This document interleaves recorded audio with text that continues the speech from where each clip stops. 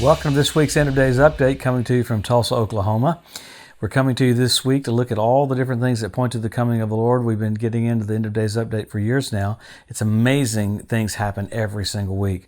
I know we're thrilled about literally reaching the peak of the coronavirus, and everyone's looking forward to their lives getting back to normal.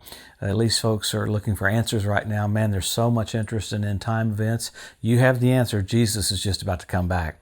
Let's look at what's happened around Israel this last week. Man, a couple of things that are really cool. Finally, Benjamin Netanyahu and Gantz are trying to form a government together. They've been going at it night after night after night. It looks like Hamas has stopped firing rockets at Israel for the first time again. It's like a few weeks ago, it takes a pandemic to get Israel's enemies to slow down just a little bit.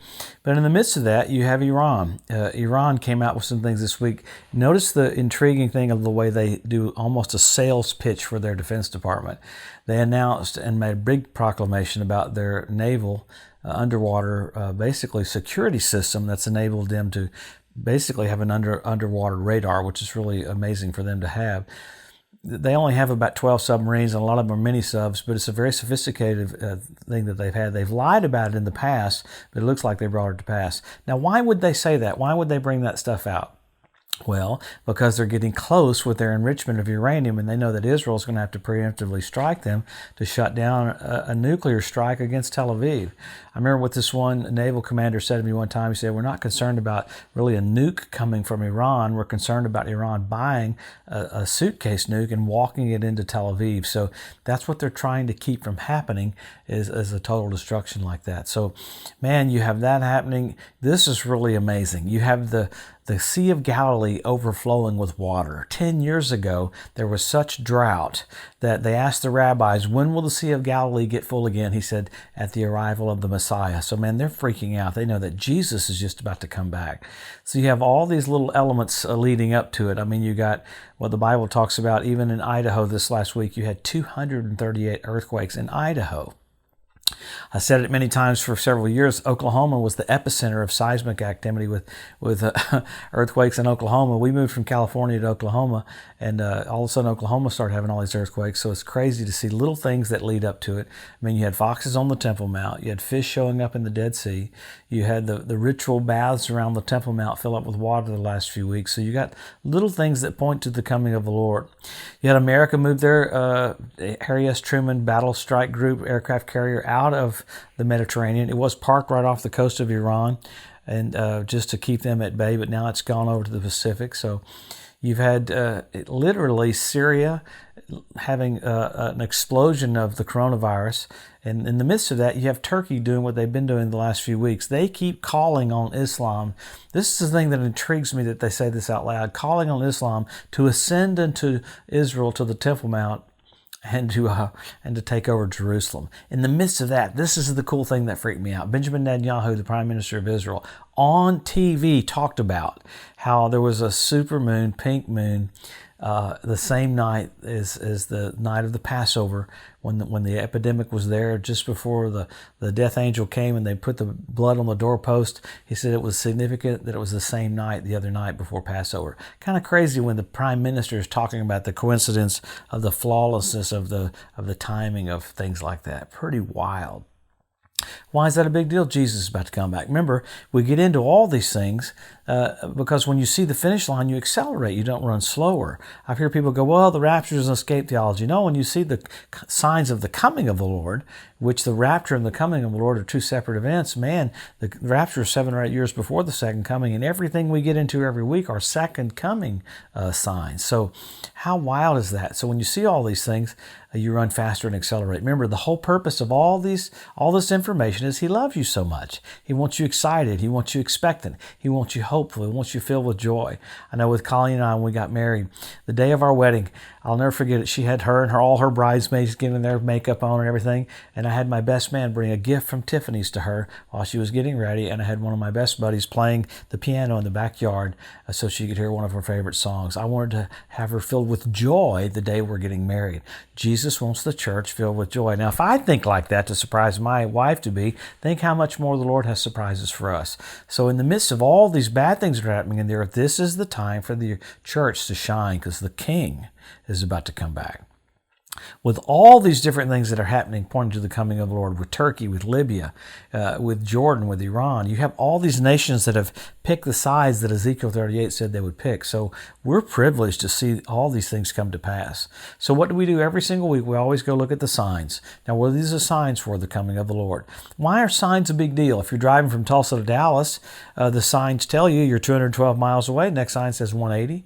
Next sign says 150. Next sign says 120. You don't freak out. The signs bring you peace that you're headed in the right direction. So let's look at the biggest signs that we get into every single week. Number one, Israel made a nation, the fig tree budding in 1948. Amazing.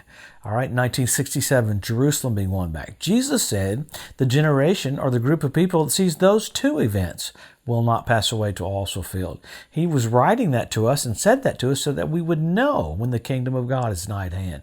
He said the generation that sees those two, but we have so many more. There's about 50, but we get into the major ones. The next after that would be the Hebrew language being restored. Amazing, because God said he would do it right before the coming of the Lord. After that, you got the Ethiopian Jews brought back. You got 18,000 airlifted in one day. Remarkable, because God said he would bring them back. After that, you got the fertility of the land of Israel. The land preaches that there's a covenant that God gave them. I mean, you talk about the desert blossoming and blooming. It's remarkable to stand on Mount Carmel and look down over the valley of Megiddo and look at how prosperous and blessed it is, because God said it would be that way. I mean, after that, you got the Temple Mount Institute. They're ready to start having sacrifices. I mean, remember Netanyahu got a letter from the Sanhedrin last week desiring to have sacrifices on the Temple Mount. They did it on the edge of the Temple Mount last year. The year before, they got arrested. Last year, they did not get arrested. So remarkable things are happening that point to his return. So after that, you got the United States of Europe, the EU. You've got the revival of the Roman Empire. Look at the Capitol building in Strasbourg. It's not similar to the Tower of Babel. It's identical to the Tower of Babel. So you have all these that are happening right in front of our eyes, tangible, physical. Men will be lovers themselves who have selfie sticks. Had a guy in Los Angeles when I was there last year. He almost got hit by a car. He had 2 selfie sticks taking pictures of himself. How crazy is that? So you have all these things that are tangible. Then you go from signs to signals.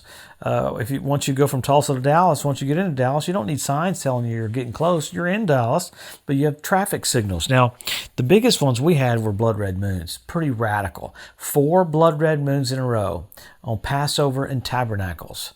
NASA calls it a tetrad. When's the last time you had 4 in a row on Passover and Tabernacles? 1967, when Jerusalem was won back. 1948, when Israel was made a nation.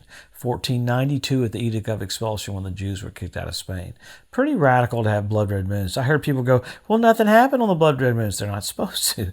Those are indicators. Just like when you turn your blinker on, you're indicating you're about to turn. You're not turning, but you're going to turn. So God's so sweet and so merciful. He's trying to wake people up, say, hey, I'm about to come back to the planet. After that, you got the Bethlehem star. This last year, first time in 2,000 years, Jupiter, Regulus, Venus came together at the birth of Jesus. The constellation was Virgo. This last year, the constellation was Leo, because he's the lion of the tribe of Judah. Then you had Mercury do a flyby of the sun, went down directly over the Temple Mount at sundown. The planets formed a sickle, the moon formed a sickle. Orion changed its instrument to hammer. You had hammer and sickle on the same day. That's Russia's symbol.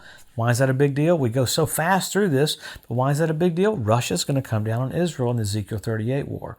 Why do we know that happens after the rapture? Because God intervenes. In this dispensation, he doesn't intervene. It's going to go back to Old Testament time during that 7-year period called the tribulation. That's why the church has to be taken off the earth, because he gave the church all authority. So many things at play here, because you're getting a setup for the king. It's just like Joseph. Jesus is going to reveal himself to his brethren here at the very end. It's the most amazing, flawless setup ever was or ever will be. Man, so this last week we celebrated Easter. We're so amazed that Jesus let himself be beaten and killed, was raised from the dead. You show forth the resurrection this next week. Show them that Jesus is alive and well. So what do we do with all the info? Help your local church, help your local pastor. Eventually we're going to get back to gathering again. Won't be long. We'll be able to. So have a blessed, awesome week. We'll come back next week and see what's happened around Israel. That all point to the coming of the Lord. I mean, when the rabbis see that the Sea of Galilee is full and they know the Messiah is coming, it's pretty interesting that you have all these things coming together that show us we're about to see Jesus face to face. Wow. Eyes as a flame of fire, feet like unto fine brass, voice of many waters, King of kings and Lord of lords. Jesus coming to the planet. Wow, how cool. Have a blessed, awesome week. We'll see you next Wednesday.